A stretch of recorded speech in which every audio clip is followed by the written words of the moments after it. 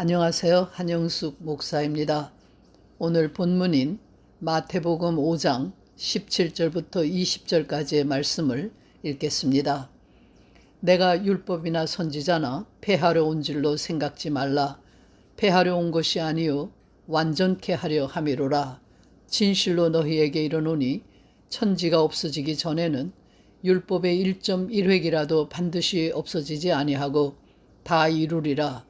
그러므로 누구든지 이 계명 중에 지극히 작은 것 하나라도 버리고 또 그같이 사람을 가르치는 자는 천국에서 지극히 작다 일컬음을 받을 것이요 누구든지 이를 행하여 가르치는 자는 천국에서 크다 일컬음을 받으리라. 내가 너희에게 이르노니 너희 의가 서기관과 바리새인보다 더 낫지 못하면 결단코 천국에 들어가지 못하리라. 오늘날 한국이나 미국의 교회는 법을 제정해서 모든 사람에게 그것을 지키도록 요구하지 않습니다.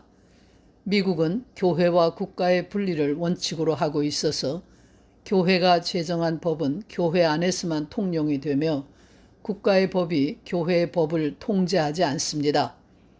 물론 이 원칙이 모든 면에서 철저하게 적용되는 것은 아닙니다. 그 때문에 종교적인 이유로 국가의 법을 거부하는 사람들을 어떻게 처리해야 하는지, 교회 안의 분쟁을 일반 법정이 어떻게 다룰 것인지 하는 문제들을 가지고 미국의 법정은 씨름하고 있습니다. 우리는 종교가 국민 생활 전체를 지배하던 시대와는 전혀 다른 세상에서 살고 있습니다. 쉬운 예로 이슬람 근본주의자들이 다스리는 중동의 국가들에서 사는 사람들의 생활을 생각해 볼 수 있습니다. 저들에게는 인간으로서 누려야 할 기본적인 권리인 자유가 없습니다. 과거에 우리 조상들도 비슷한 상황에서 살았습니다. 유교에 의해 통치되던 조선의 백성에게는 유교의 법을 벗어날 자유가 없었습니다. 역사가들이 중세기를 암흑시대라고 부르는 이유도 중세 서양에서는 기독교가 사람들의 자유를 빼앗았기 때문입니다. 공산주의 역시 20세기에 수많은 사람의 자유를 빼앗는 무신론이라는 이름의 종교라고 말할 수 있습니다. 종교가 일상생활을 지배하지 않게 되었다는 사실은 참으로 다행스러운 일입니다. 그런 의미에서 교회에는 죄 없는 사람들이 와서 머무르게 되어 있고 죄인들은 주로 옥에 갇혀 있게 됩니다. 그러나 교회에서는 교인들을 향해 자꾸만 죄인이라고 합니다. 도대체 무엇 때문에 죄 없는 사람들을 죄인이라고 하는지, 이유가 무엇인지 여러분은 아십니까? 성경이 그렇게 명시하지 않느냐고, 성경이 하지 말라고 하는 일을 하는 것이 죄가 아니면 무엇이냐고 대답할 겁니다. 그러나 성경이 제시하는 법들은 수천 년 전에 통용되던 유대인들의 법입니다. 수천 년 전에 유대인들이 지켜야 했던 법 조항들을 가지고 21세기를 살아가고 있는 사람들에게 문자 그대로 적용해서 죄인이라고 말하는 것은 의미가 없습니다. 이런 정죄는 힘이 없습니다. 그것은 이미 구속력이 없기 때문입니다. 술 취한 일 때문에, 이혼 때문에 혹은 동성애 때문에 옥에 갇히지를 않습니다. 오늘의 시대는 종교의 경전이 일반 사회의 법을 제정하는 기준이 아니고 종교기관이 법을 집행하는 기구도 아닙니다. 그러면 왜 교회는 인간을 죄인이라고 말하는지, 우리는 왜 스스로 죄인이라고 고백해야 하는지를 알아야 합니다. 오늘 본문이 이 질문에 대답해 주고 있습니다. 예수의 가르침 안에 해답이 있습니다. 예수께서 활동하시던 시대에는 종교와 사회가 분리되어 있지 않았습니다. 유대인들이 지켜야 할 법을 제정하고 집행했던 기구는 유대교였습니다. 당시의 서기관들은 신학자들이었으며 대중의 선생들이었고 법학자들이었습니다.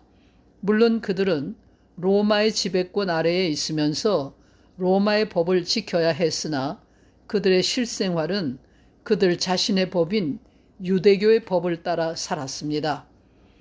살인자는 재판을 받고 처벌을 받게 되어 있었습니다.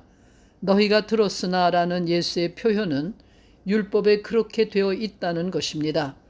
그들을 지배하는 율법 조항을 지킴으로써 그들은 하나님의 계명을 지키고 하나님 앞에서 자신들의 의로움을 주장할 수 있다고 여겼습니다.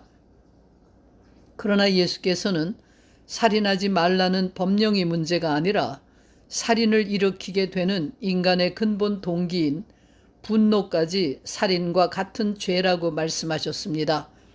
이웃에게 화를 내는 것, 분노를 느끼는 것, 욕을 하는 것, 그 자체가 살인죄라고 하셨고, 마음으로 느끼는 성적인 욕망이 곧 간음죄라고 하셨습니다. 심지어 종교적으로 아무리 성실해도 예배를 드리고 제물을 드려도 그것으로 윤리적 범죄를 씻을 수 없다고 하셨습니다. 이제 왜 우리가 스스로 죄인이라고 말할 수밖에 없는지 알 것입니다. 하나님 앞에 세워진 인간은 죄인일 수밖에 없습니다. 사람과 사람 사이의 관계를 규정하는 윤리적 요구는 곧 하나님의 요구이기 때문입니다. 하나님께서는 인간을 관계 속에서 살도록 지으셨고 그 관계 속에서 하나님의 뜻을 따라 살도록 요구하시기 때문입니다. 세상의 법은 법의 요구를 충족시키면 그만입니다. 그러나 교회의 법은 하나님의 요구를 충족시키려 합니다. 인간이 하나님 앞에서 자신을 향하신 하나님의 뜻을 생각할 때에 인간은 모두 죄인이 될 수밖에 없습니다. 하나님은 겉으로 드러난 행위만 보시는 것이 아니라 인간 전부를 요구하시기 때문입니다. 인간은 세상의 법 앞에서는 자유로울 수 있습니다. 그러나 하나님 앞에서는 자유로울 수가 없습니다. 세상의 법은 다 지킬 수도 있고 법을 속일 수도 있고 법망을 피할 수도 있습니다. 인간의 눈은 속일 수 있으나 하나님은 속일 수가 없습니다. 하나님 앞에서 인간은 자신의 마음을 감출 수 없고 거짓으로 변명할 수도 없습니다. 하나님 앞에서 자기의 생각이나 감정, 의지, 전부가 드러날 수밖에 없습니다. 그 때문에 우리 인간은 하나님 앞에 설 때 죄인이 되며 동시에 하나님 앞에 서 있는 자로서 이웃 앞에 죄인이 되는 것입니다. 신앙인이란 스스로 자신을 하나님 앞에 세우고 자신이 하나님과 사람 앞에서 용서가 필요한 죄인이라고 고백하는 사람입니다. 하나님 앞에서 자신을 돌아보고 하나님 앞에 서 있는 자로서 이웃과의 관계를 돌아볼 때 우리는 다른 사람을 정죄할 수 없습니다. 하나님 앞에 서 있는 사람에게는 다른 사람을 정죄하거나 남을 향해 손가락질할 여유조차 없습니다. 자기 자신이 하나님의 용서를 받지 않으면 살 수 없는 죄인인 줄을 깨닫기 때문입니다.